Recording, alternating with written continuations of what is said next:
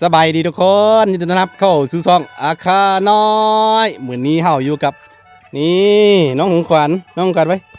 ทักทายป้าลงไว้เบิ้งไหมความคิดดื้อนะ มื้อนี้อยู่บ้านเนาะบรรยากาศแรงๆไทยบรรยากาศอยู่บ้านให้ FC ทุกคนได้ครับได้เบิ่งฟังกันเนาะคือเดี๋ยวสิให้เบิ่งบรรยากาศหมู่บ้านเด้อทุกคนเด้อนี่บรรยากาศยามแลงพระอาทิตย์กำลังจะตกดินอันนี้6 โมงกว่าเลยเด้6 โมงแรงแล้วเนาะสวยงามอย่าไปดึงลูกมื้อนี้สิพาน้องขวัญไปเลาะไปเที่ยวหมู่บ้านกัน ประมาณนี้เนาะยามฝนนี่บรรยากาศเปลี่ยนไปหลายอย่าง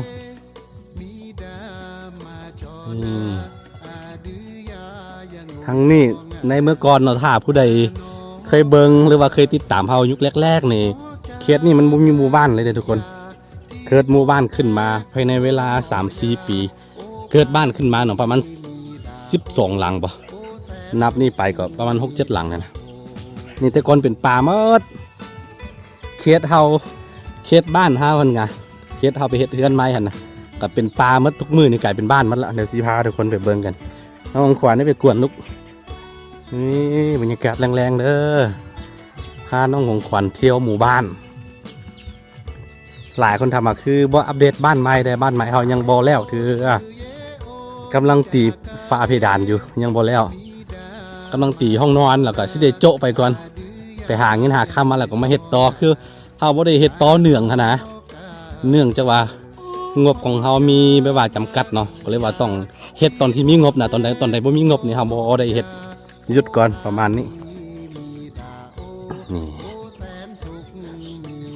นี่คือบรรยากาศอยู่ในบ้านนี่คือเขตเฮานี่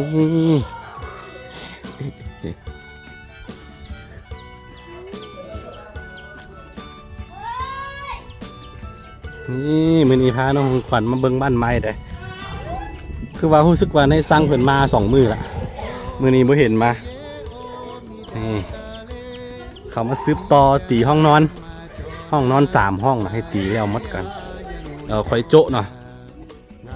เพราะว่าขั้นบ่ตีเพดานแล้วหมดนี่สาวคู่เพิ่นอยากขายของออนไลน์นะอยากได้แบบว่าปะเครื่องปะตู้โซแล้วก็ขายของประมาณนี้เรียกว่าต่อได้เล็งตีฝาเพดานอยู่ในแล้วกันทั้งนอกนี้ตอนใดมีงบแล้วเขาจึงตี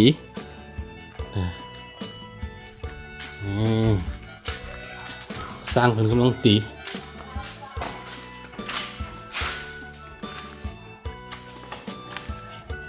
นี่เนาะกำลังตี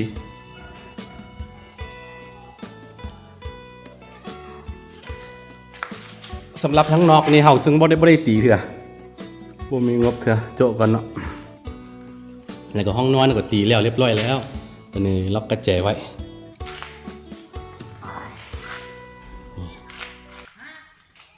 บรรยากาศหมู่บ้านเด้อย่ำฝนเนาะนี่รถคนแห่คนไซอย่างเข้ามารถคนของเข้ามาแล้วก็เปื้อนมัดเพราะเขาเอาดินมาถมไม่ไหม้เลยกันลูกเบิ้งนี่ก็เบิ้งกล้องไว้อย่า แล้วก็กำลังสิ่งที่เขาปลูกไว้ว่าจะเป็นต้นซาว่าจะเป็นบ่อนด่างนะเขาปลูกไว้หลายเลยปลูกนี่ขึ้นหมดแล้วบ่อนด่างเห็นปะสีสันสวยงามขึ้นหมดแล้วโอ้ยปลูกเต็มเลยนี่คือต้นซาปลูกไว้ปีนี้เสียดเป็นหัวนะลูกบ่เข้าไปฮั่นบ่เข้าไปออกมาว่าได้เซฟประตูของเด็กน้อยไปกวนดื้อแล้วก็นี่ต้นมะเขือมันเกิดขึ้นเองได้เห็นนี่มากอ่ะไม่ได้ปลูกเลยนะนี่ต้นอันนี้เขาปลูกต้นอันนี้กับต้นซานี่ปลูกเป็นแถวไปเลยเห็นหัวบ่อนด่าง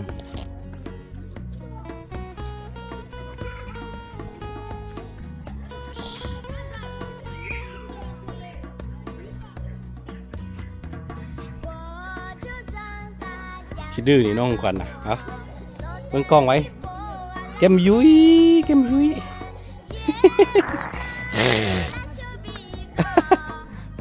พอกสอน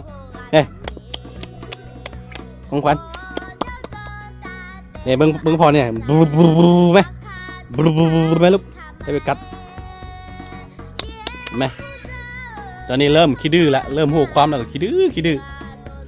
คือบรรยากาศหมู่บ้านเด้อแล้วก็ยังซิมีอีกหลังหนึ่งนะซิมาตั้งพี่เห็นบอลนี่กำลังทอกเสาขึ้นมาละ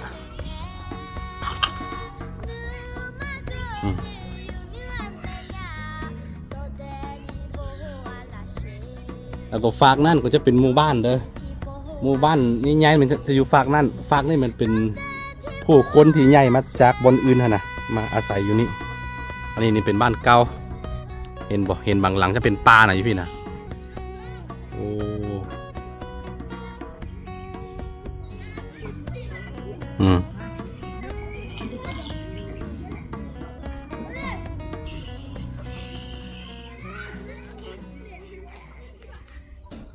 เบิ้งไปทางหลังพุ่นใต้พุ่นก็จะมีหมู่บ้านคนเด้อบ้านเดียวกันนี่แหละแต่ว่ามันค่อนข้างแบบว่าก็อยู่ไกลพุ่นบ้านคนแล้วก็ไปทางใต้พุ่นก็จะเป็นเมืองเห็นลักษณ์สัญญาณบ่นี่เป็นเมืองเด้อนี่คือบรรยากาศบ้านๆให้FCได้เบิ้งกันไปลูกตอนแรงมากับเด็กน้อยกับปันอิซิลินกันประมาณนี้น้องควันพวกควร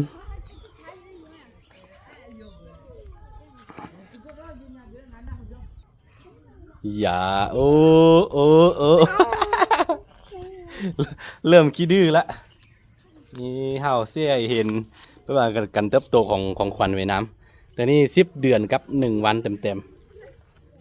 วันที่26 เดือนกันยาเกิดเนาะตอนนี้วันที่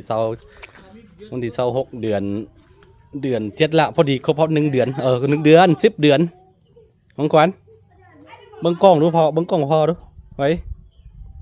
เบิ้งเด็กน้อยเขากำลังลิ้นกันนี่นะทุกคนถ่ายบรรยากาศให้ทุกคนได้เบิ้งกันจะเป็นปลาแล้วก็เขาซื้อมาเฮ็ดอีกหลังหนึ่งเด้อันนี้ส่วนหลายเขาใหญ่มาแต่บนอื่นหั่นคือเฮาก็ใหญ่มาแต่บนอื่นเนาะหามาอยู่ได้7-8 ปีแต่ว่าค่อยกลับมาได้ประมาณ4 ปี5 ปีปีนี้ละจะมีบ้านคนอีกบ้านหนึ่งโอ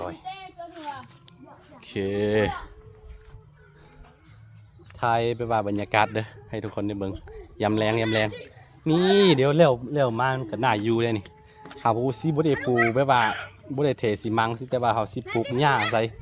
ปะเนาะให้น้องของขวัญแลนลิ้นต่ำนี้เนาะของขวัญเนาะโอ้ นี่พาน้องของขวัญมาเบิ่งบ้านไม้เขาบอกแล้วจักเถื่อสักครู่หยุ่นท่อแล้ว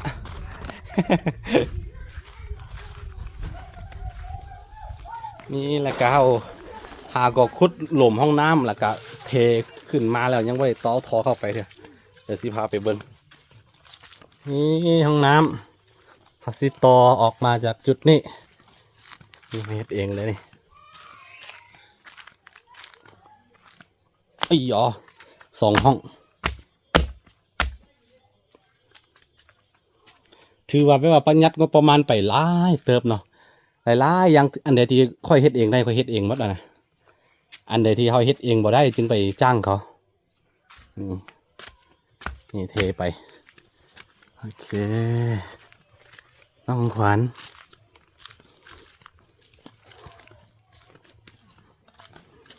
ถ้าว่าเฮ็ดแล้วตัวนี้กะเสาคู่เพื่อนอย่างที่บอกไปเลยยักไขของเฮ็ดห้องนอนเนี่ยมันแล้วก่อนแล้วก็เอาของป้าห้องนอนแล้วก็ไลฟ์สดหรือว่ารีวิวขายของไปอย่างนั้นนะเสาคู่มักขายของขายยาขายสมุนไพรขายซุปไม่ว่าหลายอย่างเลยอันนี้ก็เป็นสักโครกเด้อซื้อมายังบ่ทันได้แกะเถอะสักโครกใส่ห้องนอน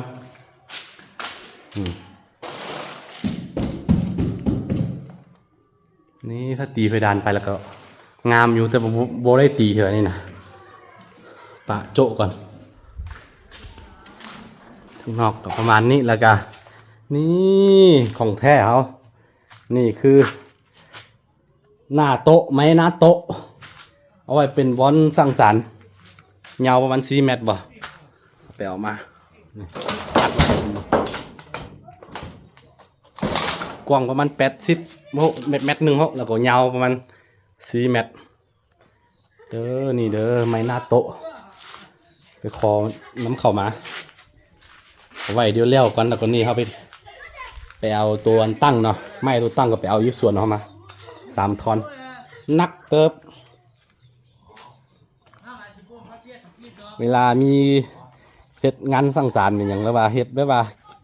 เวลามีมีครูมันยังไม่ยามก็ประมาณ10-20 คนนี่เข้าวิธีสบายเลยนะนี่คือข้อดีของไม้มันข้อดีของกันมีไม้ง่ายซื้อตอน้ำเขาเจ้ามาเนาะโอเคโบเกินฝันจักหน่อยก็แล้วอดทน โอเคของขวัญเอาบ๊ายบายป้าลงไว้บ๊ายบายลูกบ๊ายบายลูกบ๊ายบายของขวัญอ้ยโย มือนี้หน้าบูดเลยโอเคทุกคนถ่ายประมาณนี้ทุกคนได้เบิ่งกัน